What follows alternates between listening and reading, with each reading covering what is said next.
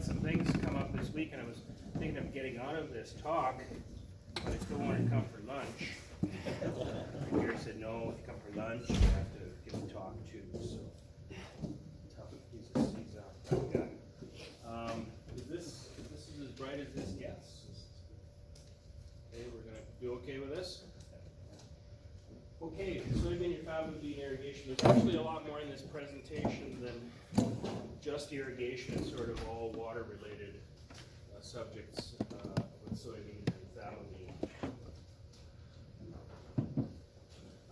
Get the acknowledgements out of the way first so I don't forget them or run out of time at the end. The study I'll be talking about was a 3-year study conducted in the field in 15, 16, and 17. Although the bulk of the talk is broader than the study itself. It's a lot of general topics that weren't part of the study. The study was funded by SAS Pulse Growers. Thank you to them. It was conducted at the center, and North Star Genetics also provided some of the seed. With these, especially irrigation-related studies, the year you get determines the results. You get a lot. And just a review of what those 3 years were like. 2015 was dry early, and then when it started raining July 11th, it didn't stop. And so there was early season drought, and temperatures tended to be moderate that year. 2016 was kind of normal rainfall up until get the crop going until July 3rd, and then it was wet for a couple of months after that, so really quite wet conditions. Temperatures were warm early and then moderate in the summer. 17 was the one with the most interesting results because it was generally very dry. We did get a few timely rains in May and mid-July, but overall it was a very dry year. And generally warm with some periods of extreme heat. So one more slide on the study itself. We looked at soybean and Fababean with 7 water treatments. Rain-fed, no irrigation at all. Full irrigation based on soil moisture tension as determined with watermark sensors at a couple of depths in the soil in each treatment. We had an early season drought stress, basically holding off irrigation to flowering. Another one, late season drought stress during pod filling, avoiding irrigation. We also had a couple of excess moisture treatments. Excess in this case means applying 6 to 8 inches of water over about 3 days in excess of what the requirements were, either late or early in the season. And the 7th treatment differed between the 2 crops. Fababean, a mid-season drought stress at flowering imposed because of anecdotal suggestions that maybe that's a good thing in terms of seed set. And with soybeans, we had also some indication that maybe the cold water at emergence would set the crop back. So we had irrigation at emergence for soybeans as well, regardless of whether it was needed. And for each crop, we had 2 varieties, a tannin variety and a non-tannin variety in the case of the Fababean, and a couple of the varieties of soybean that were kind of what were being grown at the time. The questions I will talk about in this presentation go beyond that study though, and it's total water requirements, rooting depth, water uptake over the season, rate of water use on a typical day in the summer, for example, effects of drought and salinity, effects of excess water, effects of moisture on crop quality, and effects of moisture on moisture stored for the following crop. In terms of total water requirements, and with most of this presentation, I'm not going to throw numbers so much at you that, you know, the soybean or Fababean needs X amount inches of water and it uses X amount per day, because that varies so much with the situation. What I'm going to try to do more is compare it to the crops you already know, wheat, canola, and just to put it relative to those. So in terms of total water requirements, and there's a lot more information in the literature available on soybean because it's grown all over under irrigation and not than there is on the Fababean, which is much more restricted acreage, and a lot of that growing in environments in the Middle East and so on that are very different from ours. So a lot more information available on soybean. And in terms of total water requirements, here this United Nations document says water use for maximum production varies from 17 to 27 inches, depending on climate and length of growing season. Of course, we're near the lower end of that because we have a shorter, cooler climate. And this one study from North Dakota, I believe that is, looking at daily water use, season length, and water use efficiency for a range of crops.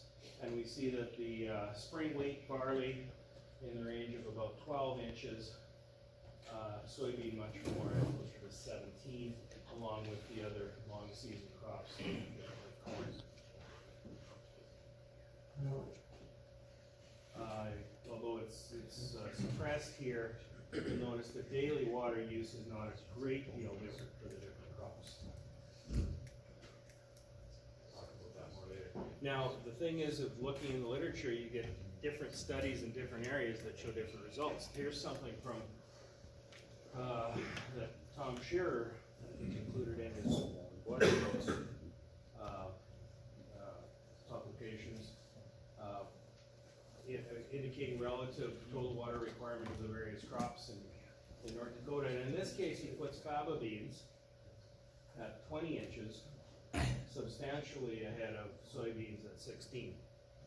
And the soybean is right in with the wheat and barley and a little kind of canola between the two. I include this, but I have to say that it's a bit of a dissenting opinion, because there is pretty good evidence that although faba beans are more sensitive to their drought stress, they probably shouldn't use a great deal more water than soybeans. This was the rainfall and irrigation in the actual study of mine in 15, 16, 17. The first 2 years, remember, there wasn't a great deal of drought stress in those 2 years, so relatively small amounts of irrigation. This is the water, this is rainfall and irrigation, so it's somewhat low because it's not accounting for the water that was initially present in the soil that could also be used up, and possibly some groundwater which may have been available to the crop in 1 or 2 of these years. So here we see the 2 years, not a great difference between the soybean and the faba bean. For some reason in this last year, the faba bean seemed to require a great deal more irrigation. Whether it responded to that much of the irrigation is hard to say. It's hard to say if we wouldn't have got the similar yields if we put that amount of water on the faba bean as well. Rooting depth is important for moisture uptake. It finds the depth, this defines effective rooting depth, defines the depth which stored soil moisture can be used by the crop effectively. And again, different studies, different areas, different soils give very different numbers on rooting depth. So what I'm looking at here is the relative rooting depth of these crops relative to your wheat and canola. And here you have the depths to which 50% of the root mass and 95% of the root mass occurs. The 50 is very shallow for all crops. These are inches. It suggests that the soybean is even, the top half of the roots are in the top 4.3 inches only versus 6.6. A better one to look at is the 95% of the root mass, and we see that the soybean is quite deep. In fact, deeper than actually all other crops in that respect. And it's generally considered the maximum rooting depth as well, quite deep, deeper than the spring wheat and canola and whatnot. And it's generally considered a fairly strong rooting crop, and as a result, quite resistant to drought. Not, certainly better than faba bean.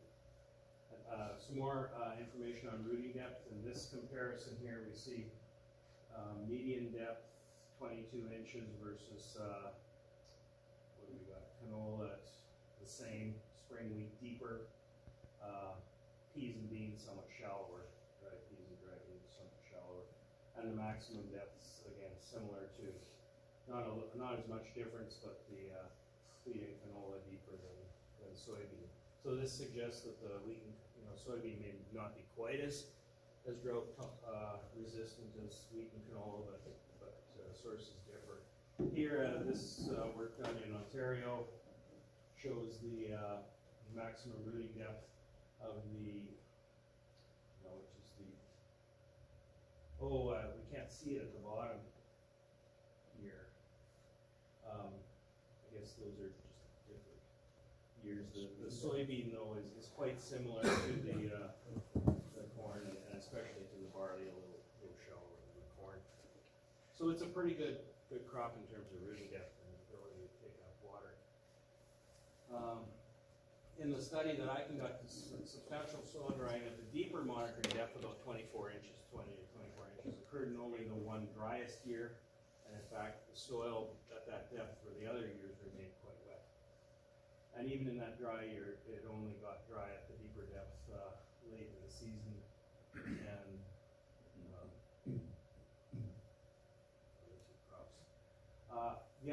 next topic, water uptake over the growing season, because the crops have different sort of peak periods of growth.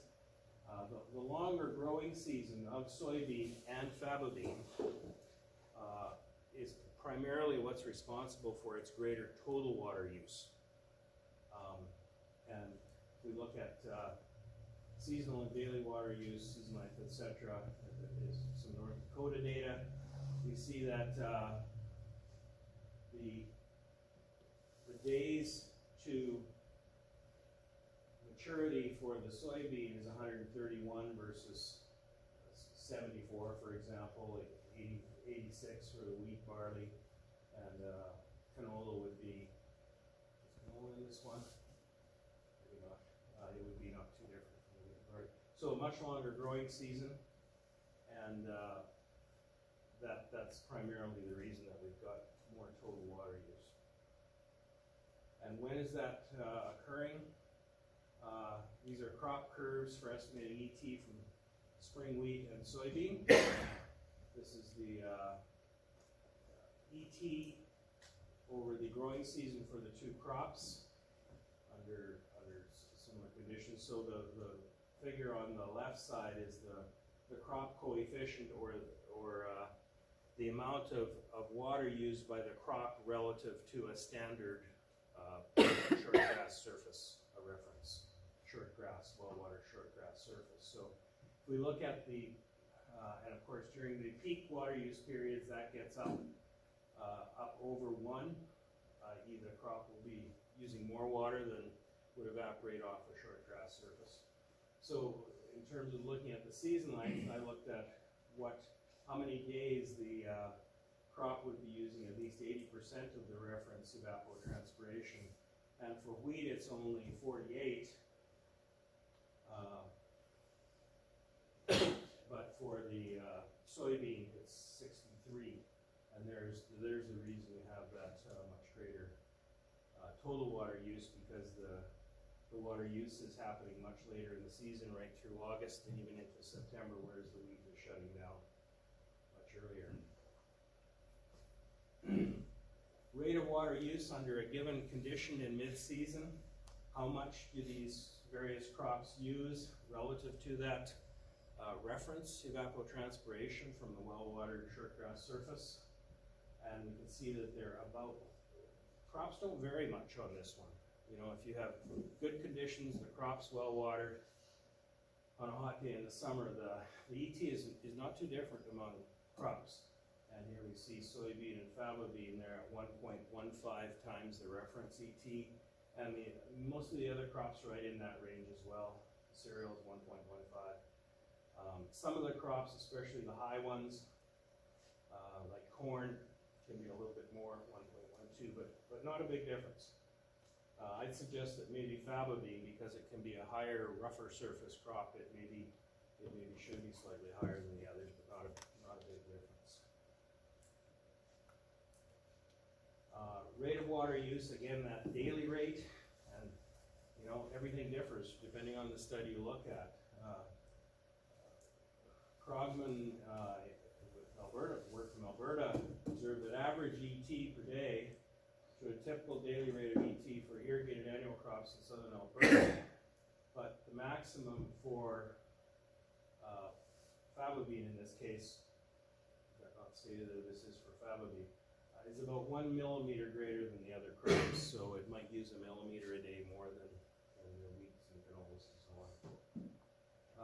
Growing season ET in the highest yielding treatments averaged 544 millimeters for Fababean, which was 16% greater than for wheat, oats, and barley, most of that 16% being related to season length as opposed to daily water use differences. Another aspect of moisture response by crops is when is the crop very sensitive to moisture stress. We have rules of thumb in mind with our various crops as to when we want to avoid stress, to avoid losing yields. Again, this is a document from North Dakota that Tom Scherer put together. With soybeans, generally it's not considered very sensitive to drought stress in the earlier vegetative periods, but right through flowering and pod fill is the period of greatest sensitivity. For Fababean, it's broader, it's right from the earlier periods, kind of right through the whole growing season. It's less sensitive, it's quite sensitive, and you could lose yield. But this is all relative, and we'll see when I present the results from my study. I had yield loss from the early growing season because if it's severe enough, it'll affect it. It's not like it doesn't use water, it's just that it doesn't typically experience water stress in most years. That's severe enough at that stage. For soybean, stages most sensitive to deficits are flowering and yield formation. Because at those stages, water deficit can cause heavy flower and pod drop. But flowering can extend over quite a long period for soybeans, so light water deficits even during the flower period can be compensated by later flowering and pod set. But as a general rule of thumb, if your water supply is limited, the early season, the vegetative stage, is definitely the place where you want to cut back a bit on water application. For Fababean, it seems to be sensitive right through. This was some work I did as a summer student with Les Henry. I was not a summer student in 1995. But this work was published in 1995. And here we have flax, lentil, and Fababean looking at rain-fed and irrigated yields. And here we see, this one didn't include soybean, but we see this very severe drought situation. It's actually a 3-year average. That's how damn dry it was at those times in the late 70s, I guess. Here with P, we had almost half of the, 50% yield loss in the dry land versus the irrigated with lentil, maybe a third of the yield loss. But in the case of Fababean, irrigation increased the yield by 5-fold or more. Just illustrating how drought sensitive a crop like Fababean is. Another particular aspect of drought stress with soybean, you might notice, is that the leaves, when they're under drought stress, under very high ET, high heat wind conditions, the leaves will kind of flip and stand up vertically during the heat of the day to reduce the exposure, the full exposure of the leaves to the heat of the sun. And this makes the crop look very dry, but under extreme conditions, this will occur even in a very well-watered crop because it just can't pump up water from the soil as fast as it needs to accommodate what the ET would be with the leaves fully exposed at that time. seeing some of this during the very hottest days, I don't think is necessarily meaning you're going to have big yield loss, but you don't want to see it all the time. Salinity is another aspect of moisture, because the salinity has its effects on most crops is to reduce the availability of the moisture that's there in the soil. And so if crops are rated in terms of salinity tolerance, we see that the soybean is not too different from the wheat. Some of our other crops, moderately tolerant, whereas the faba bean is more in the group with the flax and other beans, less tolerant of salinity. So this is just another indication that the moisture must be there for that crop, because salinity, even with its reduction in with the degree to which it reduced moisture availability, affects faba beans much more than soybeans and wheat. Effects of excess water on the other end of the spectrum. This study included excess water treatments. We'll look at that a little later, but this is sort of the general information about it. Soybean is sensitive during crop establishment due to mostly disease pressures and crusting if you've got a heavy soil. It's pretty easy to get a soybean crop out of the ground, but if you do get pounding rain on a heavy soil and it's seeded a couple of inches deep, you may have problems. And now most seed is treated, so you typically can avoid that disease problem early in the season, but I don't know that the effect is any worse than it would be for other crops you have seeded, for soybean in this case. Established stands tolerate a couple of days underwater, 4 to 5 can reduce stand vigor yield, especially if the conditions are hot. And of course, clays are the ones that drain slowly, that would sometimes give you the conditions of many days of excess water. In general, though, soybean is more tolerant of excess water, short of being actual flooded, than most of our other annual crops.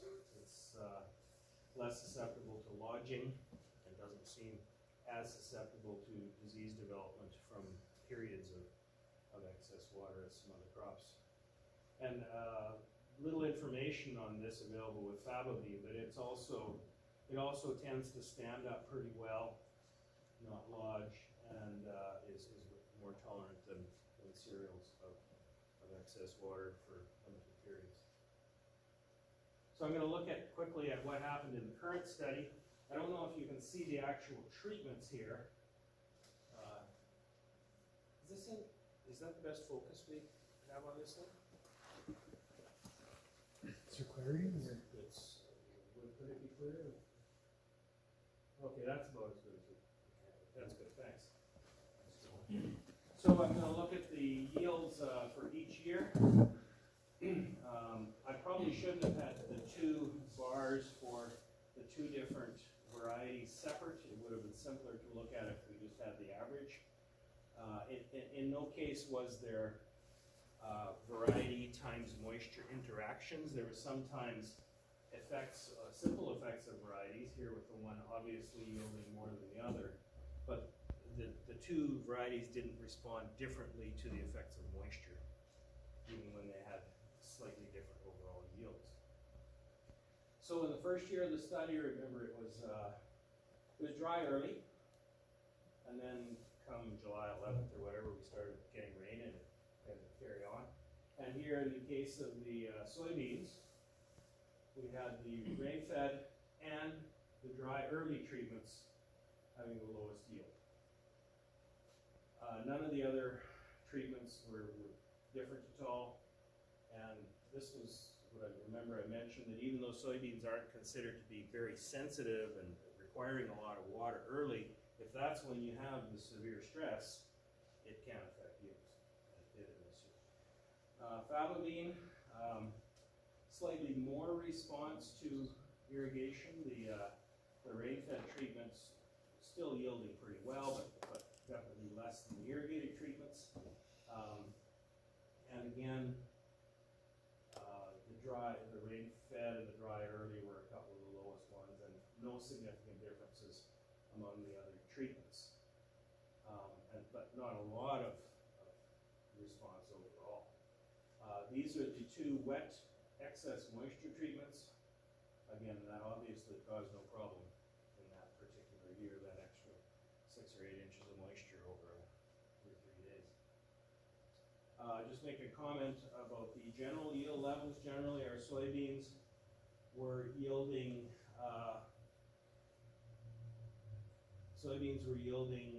with adequate irrigation and moisture generally in the 50 plus bushel per acre range for all 3 years. The faba beans more in the 70s and 80s, so not too bad a yield. And these are cut out of a larger area. They don't have open space around the plots, which sometimes inflates yield in small plot work. I cut these yields out of standard crop. So in 2016, this was the year that had sort of adequate moisture early and then too much moisture later on. No positive yield responses with irrigation at all relative to the dry land here. Here's where, showing the two varieties separately, it shows a lot more noise in the data. We should look at just the averages, and it's pretty level all across. Again, no negative effects of the excess moisture as well. And the one year when we did get some heavy-duty drought in 2017, you probably remember that year not fondly if you had dryland at all. Although because of stored moisture, the dryland crops did surprisingly well relative to the lack of rainfall. So in that year, the faba beans responded strongly to irrigation. The rain-fed treatment with the lowest yield, the dry late treatment with the next lowest yield, and the dry mid treatment. The dry early treatment not much affected because there was some pretty good stored soil moisture going into the year, so the dry early treatment was up there with the others. But the mid and the late suppressed yields a lot more so than with the soybean, where there was really surprisingly not a lot of yield response. Probably if you delete this one, which had wetland, which had a negative effect, the rain-fed was only very slightly less than the average rain-fed treatment. So that's been a question on this study that I haven't totally answered as to why the soybeans did as well as they did in this year with much less irrigation than was applied on the faba beans. I think it's just showing the better rooting, higher tolerance to stress, and maybe some effect of groundwater, although we thought the groundwater table at 2 meters plus was deep enough that it shouldn't have provided anything to the crop. This is the aerial shot for the 2007 year, the very responsive year. Got the faba bean here showing the treatments. We used a novel kind of irrigation system with a single sprinkler providing water to each plot. A specific nozzle, a wobbler nozzle that provides very uniform irrigation from about 5 to 20 feet out from the sprinkler head, so long as you only irrigate at night, which is a lot of trips out to the center of that. And here we can see where the lower dryland treatments are. These two corner ones weren't actually part of the project. We see where, and the next one shows us where the rain-fed plots were, and it's the dry holes. Yet in the soybeans, it seemed tolerant, and the yields in those rain-fed ones were only very slightly less. So a pretty drought-tolerant crop. Effects on crop quality. The driest treatment in the study I'm talking about here produced the smallest seeds, as you usually expect in the dry year. The driest treatment produced the lowest protein in soybean in 2015 and in faba bean in 2017. And this has been observed in many other studies. It's not uncommon with legumes, where with non-legumes you think, well, if it's dry and yield is restricted, usually you get a concentration of protein in the grain. I know growing up here, and dry years, you know, the 60s and 70s that I was familiar with, we seed summer fall and we get 17 bushels of wheat, but damn, it had 18% protein. Whereas with legumes, you typically don't see that happening. There's not a concentration. And I'm not sure exactly the mechanism for that, whether the nitrogen fixation itself in the nodules is suppressed by the dry conditions, or it may well be that the crop is recognizing the problems it's got in front of it and it's not providing the photosynthate to those nodules to do their job fixing it. So that's common in legumes, and it's probably also the reason that we have a problem with low protein in soybean from Western Canada, because we tend to have drier conditions here. And finally, effect of these crops on moisture storage for the following crops. Again, there's information for soybean, not so much on Fababean.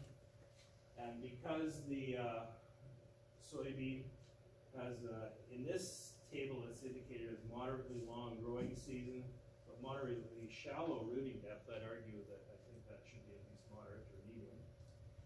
It is a moderately heavy, results in moderately heavy water depletion for the following crops. So you're going to go into the next crop with less water because it's used that rainfall that's happened in August and September, whereas your cereal and canola crop may not have. And so it's similar to other longer season crops that way. I expect Fababean would be similar, although maybe not quite so much, because it has a weaker rooting system that probably didn't use the subsoil moisture as well as soybean could. And I think that's it. I'm going to point out with this one, if you've grown soybeans before, it's a pretty darn vigorous looking thing for a long period from, you know, July right to mid-September. But once it dries down, it's a pretty spindly looking thing. It doesn't look like there's much yield there, but there still can be pretty good yield. Here's the irrigation system I use, showing the